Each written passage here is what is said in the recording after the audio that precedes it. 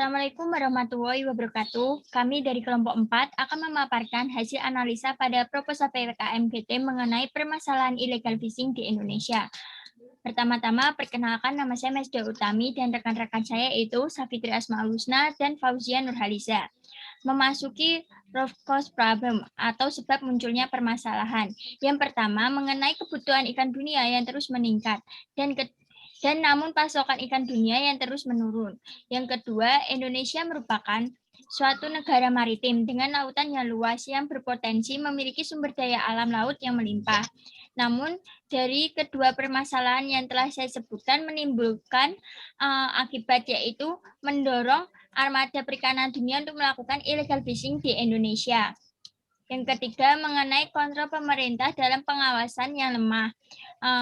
Hal ini karena luasnya wilayah lautan di Indonesia dan juga penegakan hukum yang tidak tepat sasaran seperti penenggelaman kapal asing yang melakukan illegal fishing berakibat rusaknya hubungan bilateral antara dua negara. Next.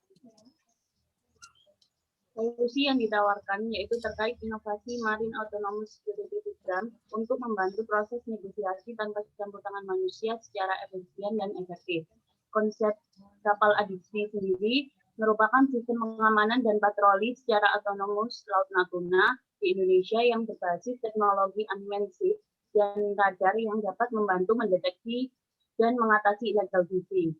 Selain itu, memiliki kelebihan yang pertama, teknologi ICBMS pada unmanned ship meliputi IoT, Cloud, Big Data, Mobile, Security, ditambah Artificial Intelligence yang digunakan sebagai teknologi utama kapal tanpa awak. Yang kedua yaitu Holographic Display System and Projector, yang merupakan sistem yang dapat menampilkan hasil pengolahan gambar secara real-time pada media yang ada, sehingga muncul tampilan 3D atau hologram. Next. Alur patroli Marine Autonomous Security System itu diawali dari pendeteksian kapal asing yang memasuki wilayah WPP NR117 dengan menggunakan sistem radar. Dan sistem radar ini menggunakan radar lebih statis yang dilengkapi dengan frekuensi diverse array SDA dan multiple input, multiple output, spectrum adaptive processing radar.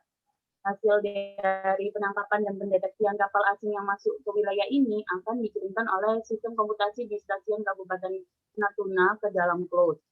Setelah mendapatkan data dan titik koordinat dan dari sistem cloud, kapal Adista akan segera mendatangi lokasi kapal asing dengan kecepatan tinggi untuk segera melakukan proses negosiasi terhadap oknum kapal asing.